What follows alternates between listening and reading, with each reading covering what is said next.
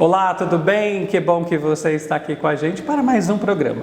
No programa de hoje, a gente vai conhecer uma oficina que está mudando a realidade dos moradores, alunos de uma escola estadual. Eu recebo o professor Renato Mazar, ele vai contar um pouco dessa oficina que trata sobre o racismo. A gente vai conhecer também um cenário interessante, que é um trabalho social realizado pela APAME. E a gente começa o programa contando mais uma história de pessoas da nossa comunidade no quadro Nossa Gente.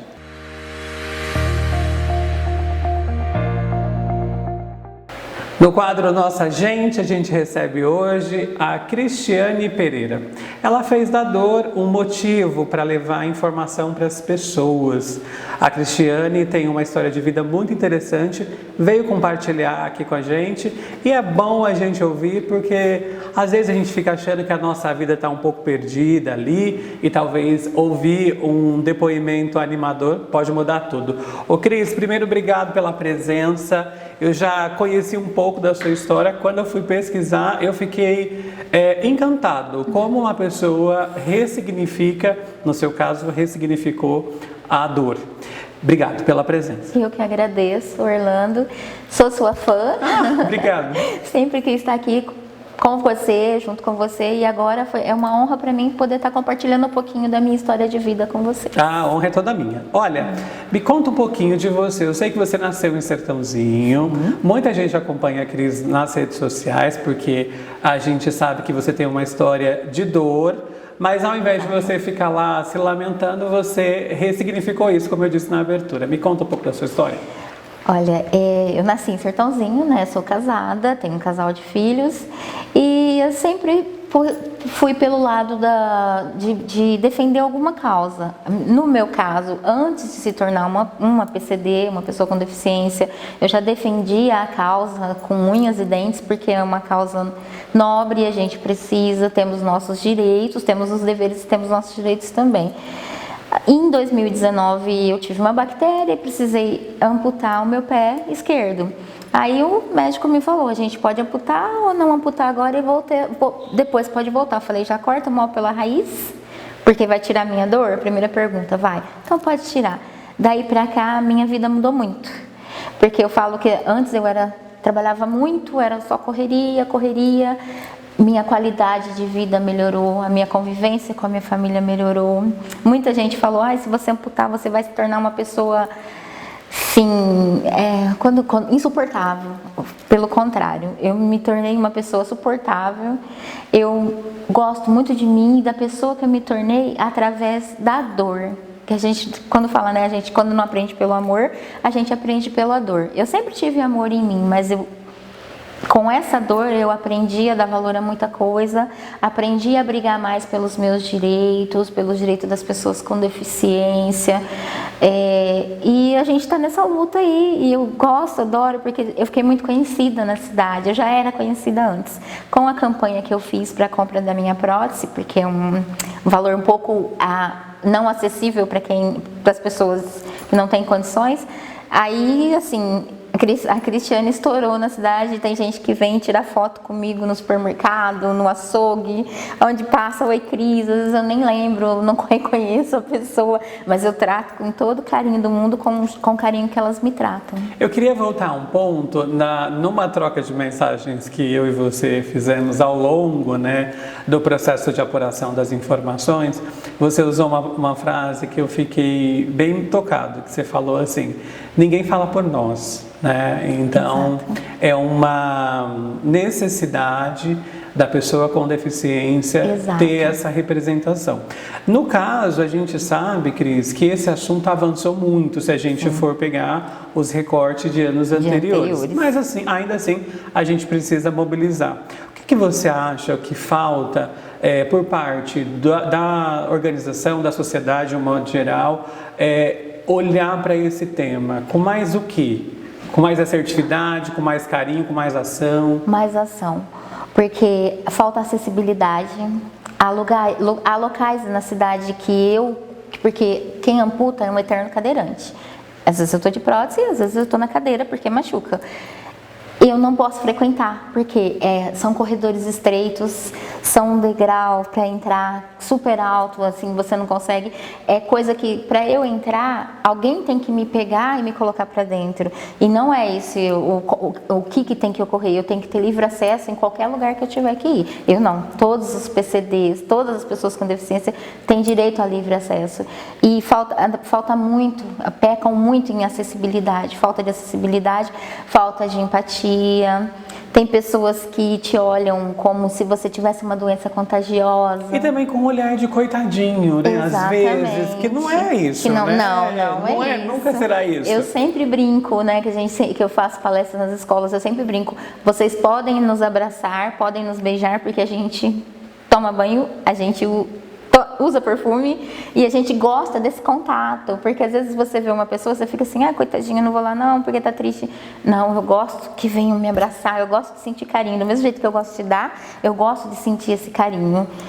Você falou em algum momento das palestras, né? Sim. A gente tem algumas imagens aí, fotografias, que a gente está vendo aí em casa, o Vitor está colocando pra gente, que são imagens de palestras que você participou junto com as crianças. Acho que isso também é uma ação bem interessante, que é começar a discussão lá embaixo com os cotoquinhos, né? Que para te falar a verdade, é o melhor público que a gente tem são as crianças, porque eles não enxergam a gente nem com coitadinho, nem eles enxergam a gente com curiosidade e querem saber. Você vê cada pergunta que acontece nas palestras, que eles querem saber de tudo, querem tocar a prótese, porque nunca viu uma prótese, nunca viu uma pessoa amputada.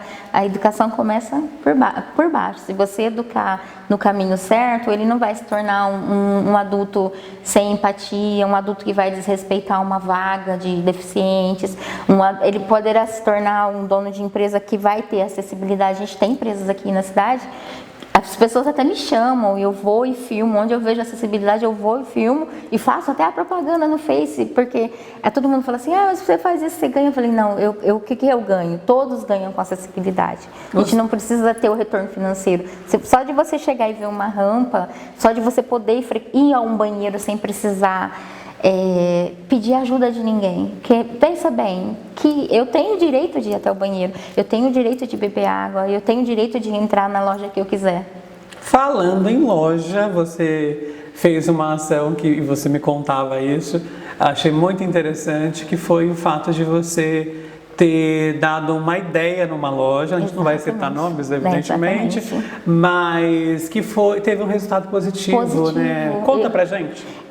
Eu entrei, né, sempre fui cliente daquela loja desde o início. Só que muitas das vezes eu vou de prótese, então eu não enxergava aquela dificuldade para entrar. Fui entrar de cadeiras, a cadeira brecou. Aí a funcionária veio constrangida, tentando me ajudar, todo mundo tentando me ajudar. Aí eu falei para ela, não precisa, moça, eu tenho o direito de ir sem ninguém me ajudar a frequentar aí até o banheiro. Eu agradeço de coração, porque eu vi que você está se esforçando. Peguei e pedi para chamar o gerente. Eu falei, olha, eu sou cliente dessa loja desde o começo e estou insatisfeita. Ele, mas o que aconteceu? Eu falei, porque eu não tenho direito de entrar no banheiro, vocês colocaram uma barra antifurto, que a cadeira não passa. E mesmo que eu passasse, a porta do banheiro era 70 centímetros, não ia entrar a minha cadeira de rodas. Direito meu. Ele prontamente, ele falou, segunda-feira eu estou chamando o meu pedreiro e ele vai reformar e fazer a obra. Passei na outra semana, a obra já estava pronta. Me dá uma satisfação enorme quando a pessoa promete e cumpre. Já, de verdade, assim, eles não devem ter tido nenhum problema com algum cadeirante para estar entrando. Então, eu até entendo que ele não teve aquele tino para, nossa, não vai passar uma cadeira. Mas a partir do momento que eu fui e citei, como aconteceu em outros lugares também, de calçada quebrada, eu fui e chamei, porque eu chamo, eu me coloco no lugar, porque eu sempre estou acompanhada, né, com a cadeira, eles não deixam eu andar sozinha. Mas e uma pessoa que está sozinha, como que faz para andar, para atravessar uma calçada toda esburacada? Aí eu vou até a porta da pessoa e bato, por favor, será que vocês não poderiam regularizar a calçada? Eu faço tipo uma fiscalização. Tem gente que acha ruim, tem gente que promete que vai fazer e faz. E tem os que não fazem também, que não sentem um mínimo de empatia. Mas eu fiquei satisfeita com a loja. São coisas pequenas, mas que vão favorecer muitos outros, porque muitos PCDs daqui não saem se escondem. Por quê? Pelo constrangimento de querer estar entrando em algum lugar, indo em algum lugar e não ter acessibilidade. Mas olha, é um baita exemplo de cidadania, tudo a ver com o nome do programa, né? Porque a partir da sua ação, você não mudou só o seu mundo, mas de várias outras pessoas. Exatamente. Ô Cris, nosso tempo é super curto, mas eu ainda gostaria de falar com você sobre um ponto que eu acho que vale a pena, até como um serviço para a gente falar para a população, é a questão das nomenclaturas, né? A gente vê, no geral, as pessoas fazendo referências erradas, né? Exatamente. Então, vamos falar...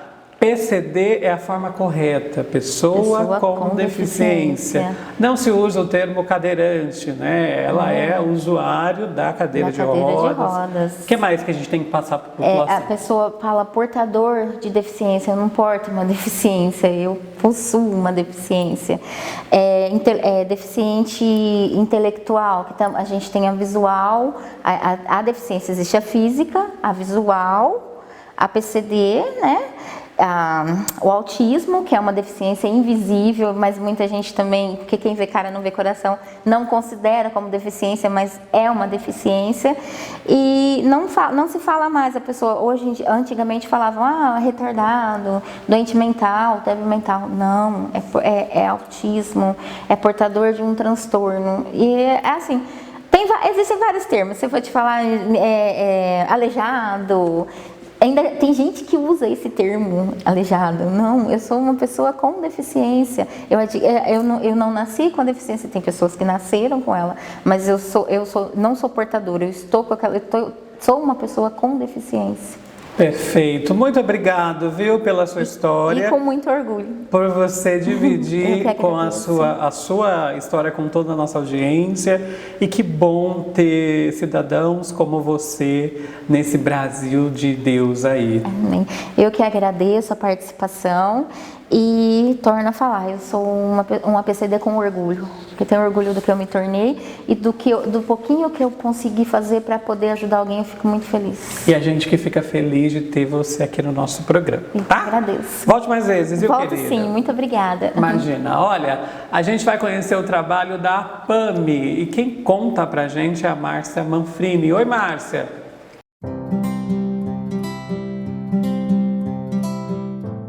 Olá, meu nome é Márcia, eu sou assistente social da PAMI, da entidade APAMI, e hoje eu estou aqui para falar um pouco sobre a nossa entidade.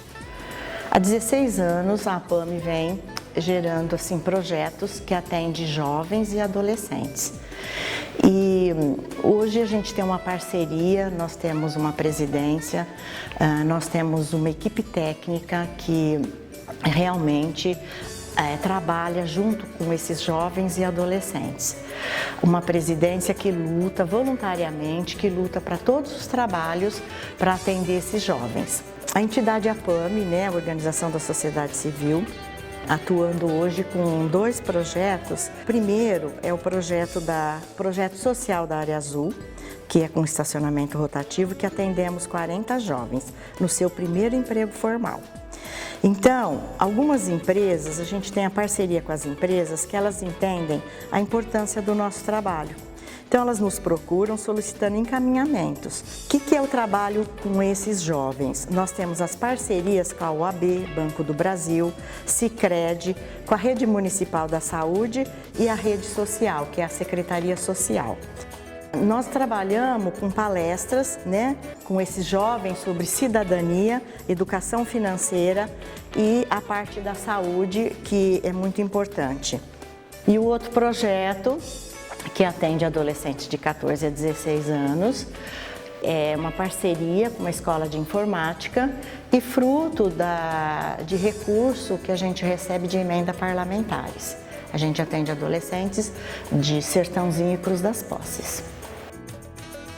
Bom, vocês viram um pouquinho do nosso trabalho e para mais informações vocês podem acessar o nosso endereço e até uma próxima. Valeu, Márcia, pelas informações e pelo trabalho que é realizado aí na APAMI. Chegou a hora de falar de educação e aquela educação que vem dando certo.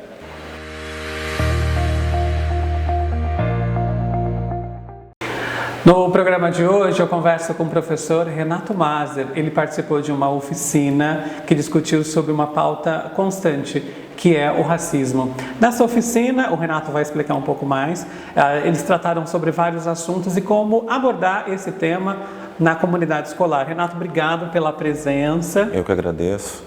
Queria que você me contasse tudo sobre essa oficina. Eu sei que é uma realização da Secretaria Estadual de Educação. Isso. E eu sei que você virou um agente multiplicador ali para a realidade da tua escola. Me conta um pouco da sua ação como professor, inclusive. Tá. Bom, é assim, essa oficina, na verdade, todas as áreas do conhecimento têm uma oficina. Então, nesse dia, nós participamos com a de Ciências Humanas. E todas as escolas da diretoria de Sertãozinho, ela teve um professor que estava lá para representar a sua escola. E eu fui escolhido para representar a minha escola. Eu era o único da geografia, porque todos os outros eram da área de história e eu era de geografia. Mas dentro dessa formação, a diretoria pediu que fosse um professor que tivesse uma habilidade com isso, com tema, ou de replicar esse TPC para depois os colegas da escola. Então a minha diretora escolheu, eu fui, participei, né, dessa temática, dessa oficina, que na verdade era a educação antirracista, né, que eu classifico assim como um tema delicado para a gente lidar, por conta de todo o histórico brasileiro, mas que ele é urgente e que ele é fundamental para a gente discutir, não só dentro da escola, mas também ultrapassando os muros da escola. E como que tem sido essa experiência na escola que você atua? Só para a gente registrar, gente, o Renato, ele é professor da Escola Edith Dalmaso. Isso. É uma escola, para quem não é de Sertãozinho, de uma região periférica. É uma escola que tem muitos alunos, a gente sabe disso. Sim. E essa realidade, aquela realidade, vez ou outra, muito questionada, porém, a gente sabe que tem um esforço da escola, de todo o corpo docente, para fazer a escola, uma escola diferente para esses alunos. Uma escola mais sedutora, com mais poderes de convivência. E aí, voltando para essa temática da oficina antirracista, como que foi a devolutiva dos professores e dos alunos? Tá, primeiro com os alunos, né? Porque assim, diariamente eu tenho na minha prática docente essa temática, né? Mesmo trabalhando com a geografia é um campo da ciência que ela não é igual à história, que entra profundamente nesse debate racial. Mas eu entro com essa temática, né? Porque eu acho que é como dever meu, de professor, de todos os professores, trabalhar essa temática. E com os alunos a aceitação é muito boa. Então a gente faz oficinas com os alunos na sala de aula. Geralmente eu gosto de trabalhar mais com os alunos do ensino médio, porque já tem um pouco mais de maturidade também para trabalhar esse tema. E a gente tem uma aceitação muito boa. Geralmente eu faço uma leitura de fruição, eu escolho um livro, né? Eu trouxe aqui alguns exemplares que depois eu mostro, e faço uma leitura. A leitura de fruição, não necessariamente eu preciso explicar algo depois, mas eu gosto, né? Eu gosto de contextualizar, né, o que o livro está falando e trazer para a nossa experiência cotidiana, na escola e fora da escola também. E depois, com os professores, na última semana, eu repliquei essa oficina para os meus colegas da escola de todas as áreas. Eu estive lá com o professor de Ciências Humanas, mas eu repliquei para todos os professores de outras áreas, inclusive. E como que a gente pode trabalhar de forma assertiva, Renato, além dessa experiência que você contou, né, trabalhando com produção textual, com a leitura, de forma assertiva com os outros agentes da escola, porque a gente sabe que tem lá o servente, a servente, o porteiro, a outro professor que talvez não é tão ligado a esse assunto, talvez o professor que tem uma certa dificuldade em tratar desse assunto. Sim. Como que a gente consegue alinhar tudo isso?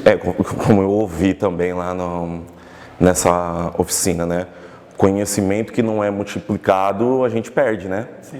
Então a gente procura, eu em específico, e outros professores, colegas da área também, dessa escola e de outras escolas que eu tenho contato, a gente procura estar sempre informando, indicando livros, indicando filmes, conversando, né, ampliando esse debate, essa questão racial que é muito importante.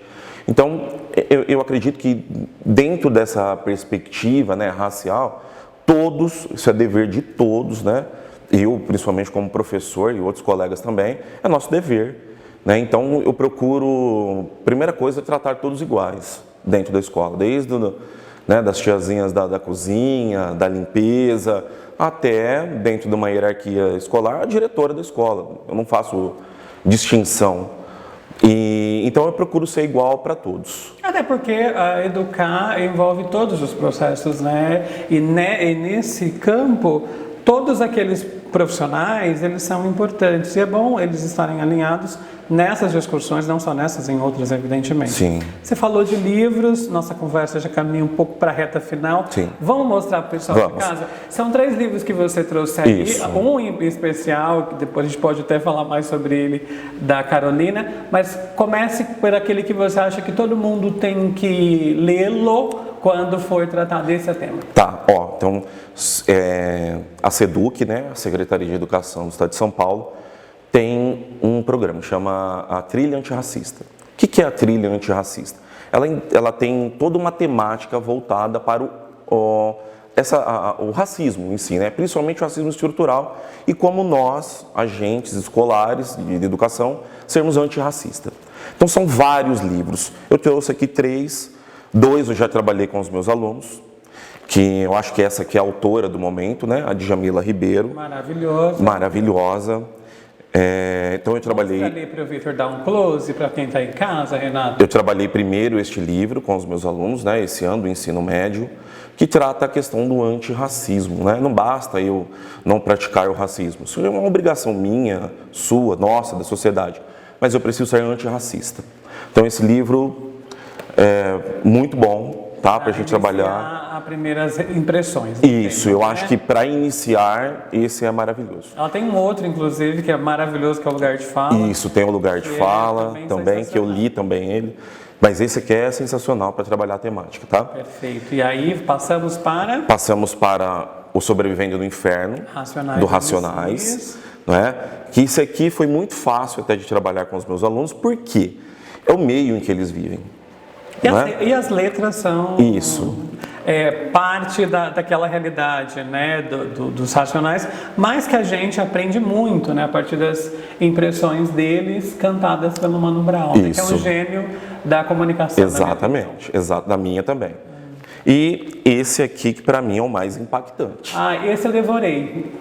Eu comprei ele no começo do ano, da Carolina. Isso, Maria Carolina Jesus, né? Quarto de Despejo. Esse para mim é o mais impactante deles. Por quê? Esse livro foi escrito no século passado no Brasil, né? Em 1955. E você vai lendo ele, você fala assim, eu estou lendo o Brasil de 2022. Exatamente. Tem tanta situação aqui dentro desse livro que eu não consigo imaginar que isso aqui foi em 1955, porque é muito atual. Então, esse também é um livro que faz parte aí. Eu estou trabalhando com ele agora, esse momento, com os meus alunos, inclusive uma aluna minha, Vitória, da 2ª série do ensino médio. Nós fizemos uma encenação lá, um teatrinho, e ela interpretou uma fala da Maria Carolina Jesus. Uau! Esse livro, mostra lá, Renato, para o Vitor também depois dar um close. Este livro, gente, como o Renato disse, é um soco, né, no estômago da gente. Exatamente, né? Ele trata de uma realidade, como o Renato disse, do século passado, mas ao lê-lo, você tem essa impressão mesmo, né? Inclusive tem uma parte muito interessante que ela conta, que é do que ela não sabia, não vou falar o livro, evidentemente, mas era uma parte que me tocou muito. Que chegava o dia, o sol raiava e ela não sabia se ia comer ao final do dia. Exatamente. E nem sabia o que tinha nos próximos dias da semana, né? Isso. Então, assim, é um livro, olha, é uma ótima escolha, viu, para você. Eu acho ele excelente por conta do impacto que ele causa em quem está lendo, né? É um verdadeiro soco no estômago, realmente. Querido, muito obrigado pela presença, parabéns, a gente sempre gosta aqui de destacar os trabalhos dos professores. Que bom que você é um soldado dessa categoria e eu te acompanho nas redes sociais, já te falei isso, e eu vejo que você é um bravo guerreiro, viu? Continue. Tá certo, eu que agradeço o convite e continuaremos, né? Eu acho que essa é a principal função do professor, né? Seguir na lida, na batalha, e imaginando que a educação seja, de fato, um agente transformador de um país. Muitíssimo obrigado, viu? Obrigado, eu. Pelas suas reflexões. Olha, o programa termina aqui, a gente se vê no próximo. Lembrando que para você acompanhar todas as notícias da Câmara, você acompanha nesses canais de comunicação que estão aparecendo aqui no seu vídeo. E você também pode acompanhar as sessões da Câmara, elas acontecem às segundas e terças-feiras, a partir das 18 horas. Muitíssimo obrigado pelo carinho da audiência. A gente se vê no próximo programa. Até lá.